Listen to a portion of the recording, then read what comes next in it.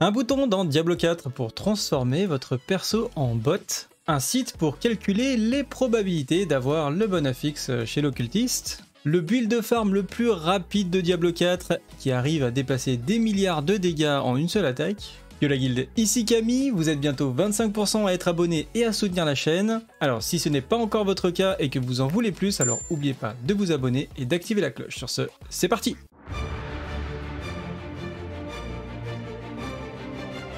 Et on commence tout de suite avec le clip de la semaine. C'est visiblement un streamer anglais ou américain, je suis désolé, j'ai pas son pseudo, je l'ai trouvé dans une compilation et j'ai trouvé ce clip assez marrant. On pourrait l'intituler « Quand le jeu veut absolument que vous creviez en hardcore ». Donc là, vous vous souvenez, hein, on va remettre en arrière, c'est les canaux de Gul'ran, pour ceux qui se souviennent. Ce mob-là en particulier est particulièrement dangereux, il vous stunlock, hein, c'est-à-dire il peut invoquer des images comme ça et vous faire des enchaînements et vous étourdir à l'infini quasiment. Donc forcément, si vous n'avez pas, là il avait pas son ultime, donc il n'était pas immunisé donc aux étourdissements et il a failli mourir. Donc là il a eu vraiment très chaud.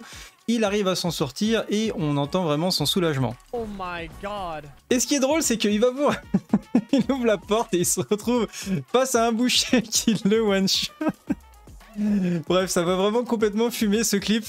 Il est vraiment pas de bol quoi. Dans la catégorie des sites qui peuvent être potentiellement assez incroyables pour vous faire gagner beaucoup de temps dans Diablo 4, et bien sur D4 Craft, ils viennent de sortir une première version d'un simulateur d'aspect pour l'occultiste, c'est-à-dire vous savez, quand vous avez un objet, souvent vous allez avoir 3 affixes qui sont parfaits et il vous en manque un et donc vous allez chez l'occultiste et vous allez changer cette ligne là, vous allez avoir des suggestions. Et vous devez choisir plusieurs fois de suite, du coup, entre deux aspects ou ne rien changer. D'ailleurs, petite précision par rapport au fait de ne rien changer, apparemment, ça coûte beaucoup moins cher de ne rien faire plutôt que de choisir un des deux qui reste au pif. Je vous reviendrai probablement dans une vidéo où j'aurai fait le test parce qu'on a dit que ça c'était assez prononcé sur les armes, mais j'ai pas encore testé. Voilà, essayez de l'autre côté, vous me direz en commentaire si ça fonctionne. Bref, donc du coup, l'idée ici, c'est de savoir déjà combien d'essais ça va nous prendre pour tomber sur tel ou tel aspect. Donc déjà, ça peut vous donner une idée de est-ce que c'est faisable ou pas, ou voilà, à partir de combien je dois arrêter. Mais surtout, en fait, on s'aperçoit avec ce simulateur que a priori, il y en a qui sont beaucoup plus difficiles à avoir et donc ça veut dire que c'est ceux-là que vous allez vouloir avoir en priorité sur l'objet, puis après en rôle ceux qui sont du coup beaucoup plus simples à obtenir. Je vous donne un exemple tout de suite puisque je suis en train de me faire un home, il me le manque pour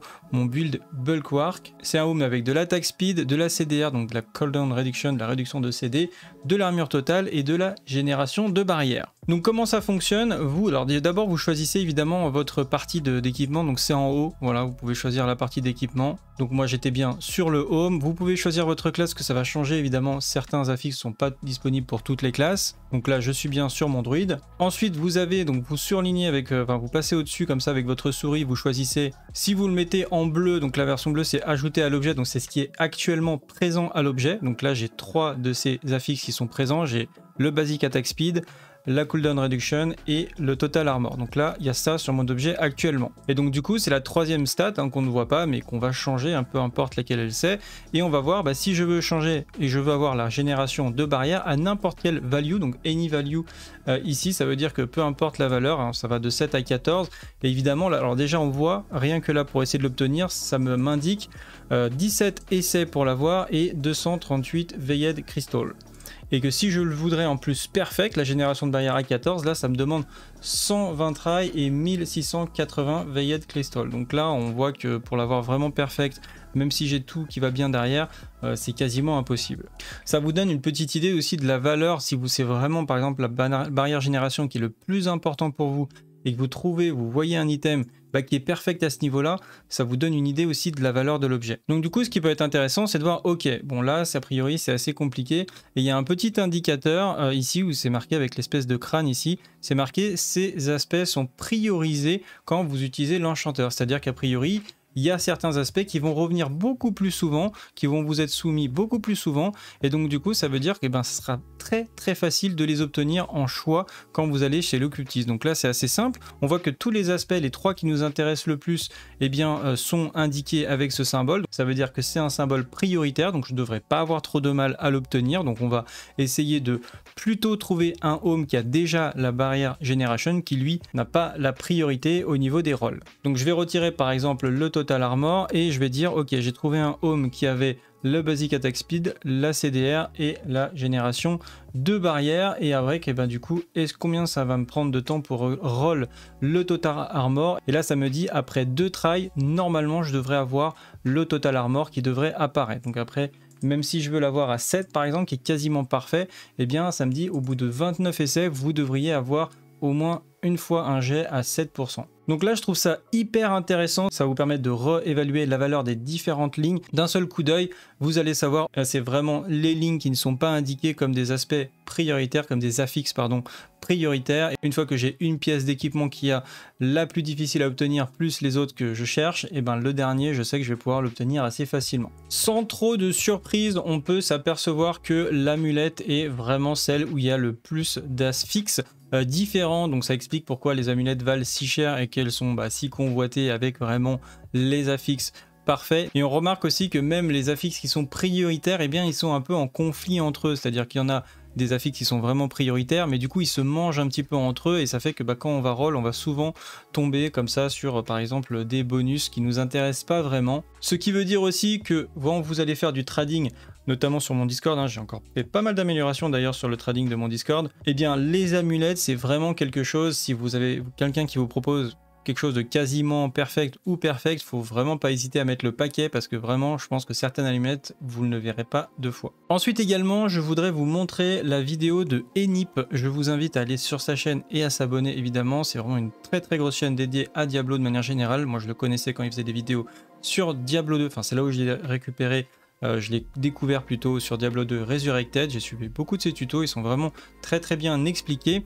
Et là ils ont fait un fichier Excel où ils ont fait des milliers de runs en fait en donjon de cauchemar, et notamment pour essayer de voir s'il y avait une corrélation entre les butins de fin de donjon et est-ce que, parce qu'ils ont remarqué que ça permettait d'avoir plus d'uniques, est-ce que ça a un impact sur les uniques, sur la qualité des uniques. Et d'après leur test, effectivement il y a des différences comme vous pouvez le voir dans certains donjons comme il a classé ici. Alors en plus ça tombe bien, il parle du Tempest Ward que je cherche aussi, et on voit que certains donjons ont l'air beaucoup plus propices d'obtenir le Tempest Ward que d'autres.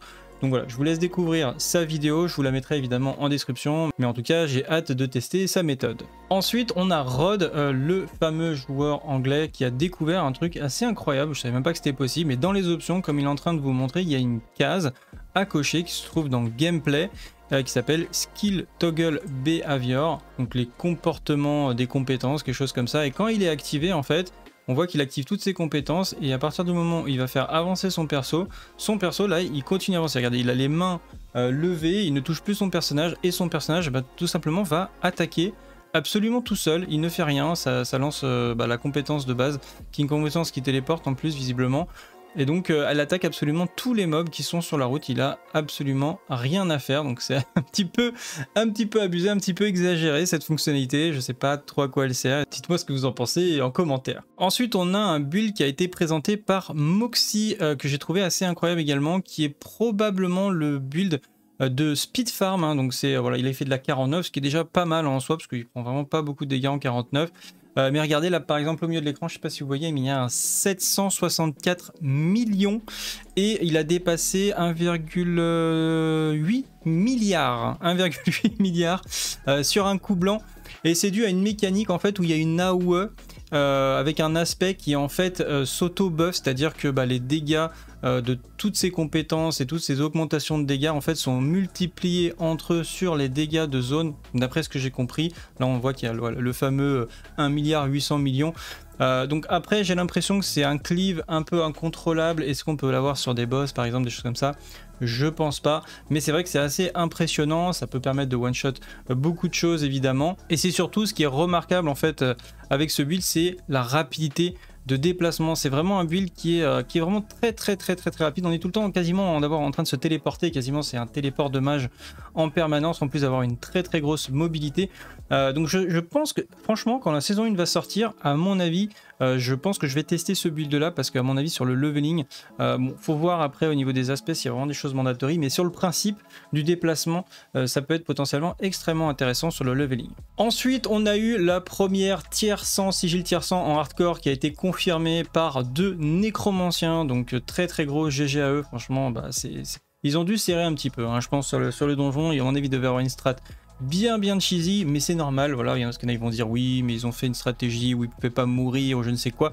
Bah en fait, oui et non, c'est franchement du sang, vous faites la moindre erreur, et si vous faites pas une stratégie cheesy ou si vous n'avez pas un build OP, aujourd'hui, tous ceux qui clean des tiers 100, c'est qu'ils ont un très bon équipement et surtout qu'ils ont un build OP, sinon vous ne les passez pas, donc c'est obligé, ils ont fait vraiment le build le plus safe et le plus OP pour valider leur truc, mais bon, GG à eux, c'est les premiers à le faire, et franchement, à mon avis, c'était pas évident d'arriver jusque là. Ensuite, on a Adam Fletcher qui nous a confirmé sur un tweet qu'il y aurait 32 types de cœurs différents, souvenez-vous, c'est les genres de nouvelles gemmes aspects, c'est un peu un mélange entre des gemmes et des aspects qui seront sur 4 catégories différentes, et que ça sera par contre uniquement présent sur la saison, et par contre il y aura 6 nouveaux objets uniques ainsi que 6 légendaires aspects qui seront disponibles a priori pour tout le monde, hein, donc ce ne sera pas des aspects de classe a priori. Et du coup on a eu cette image aussi qui permet de voir le PNJ, qui permet de gérer les cœurs que vous allez looter, et on voit que là ce qui est intéressant, enfin moi ce qui m'a intéressé, c'est que le cœur est marqué qu'il peut être inséré dans un Brutal Malignant Socket, donc ça peut être trouvé chez le joaillier,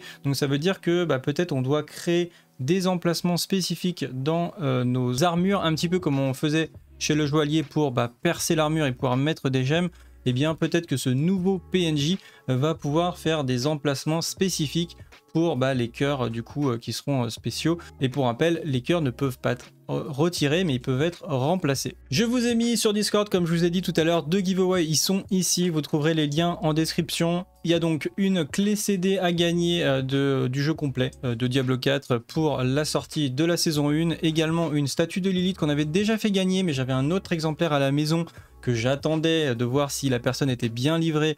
Et ça a été le cas, donc du coup je peux vous faire gagner la deuxième statuette que je possède, donc comme ça je suis sûr que vous allez la recevoir. C'est une statue à peindre, elle fait à peu près quasiment 30 cm de haut, ça vaut à peu près 100 €, elle est vraiment très jolie. Vous avez tout qui est expliqué pour participer, mais ça se fait sur le site goclecd.fr. Vous avez la procédure qui est indiquée, et si vous êtes bien inscrit, vous aurez votre pseudo qui sera en dessous de la roue pour du coup dans 7 jours. Je vous ai mis à jour d'ailleurs les canaux de trading sur le Discord qui sont entre les lignes jaunes ici. Je vous ai fait un post pour vous expliquer comment faire un post du coup qui est facile à identifier. Par exemple, mettez un maximum d'informations sur le titre. Là par exemple on a épée à 2 mains, mais on pourrait rajouter par exemple le DPS. Vous pouvez mettre éventuellement les affiches comme ça a été fait ici par exemple dans ce post. Sur le titre, on peut tout simplement voir de quoi il s'agit assez facilement. Également, vous pouvez faire comme cette personne qui a mis par exemple gant druide pulvérisation. D'ailleurs assez rapidement, vous voyez qu'il a trouvé des preneurs. Donc c'est simple en fait, quand vous mettez le nom en fait de la spécialisation, que ce soit pulvérisation, bulwark, tourbillon, etc. Si vous mettez des mots-clés comme ça, où on sait que cet objet-là, il va être intéressant pour tel build, parce que les gens, tout simplement, qu'est-ce qu'ils font? C'est qu'ils vont aller dans la recherche ici, et ils vont taper pulvérisation, et on voit que tout de suite, les termes ressortent, et ça nous permet assez rapidement de trouver ce qui nous intéresse. Donc essayez de faire vos posts de manière intelligente, et ça sera vraiment plus pratique pour tout le monde, et surtout, vous vendrez vos objets beaucoup plus rapidement. Si vous avez un doute d'ailleurs sur la valeur d'un objet, vous pouvez tout simplement aller dans Blabla par exemple, vous postez votre objet, vous dites voilà, est-ce que cet objet a vraiment de la valeur, est-ce que je peux le mettre en vente, etc. N'hésitez pas, il y a plein de gens qui vont vous répondre et qui vont vous dire si ça vaut le coup ou pas. Voilà, en tout cas pour ma part c'est tout pour aujourd'hui, j'espère que cette vidéo vous a plu, si c'est le cas n'oubliez pas de la liker et la partager, ça m'aide énormément pour le référencement. Sur ce, salut à tous, salut la guilde et à bientôt, ciao.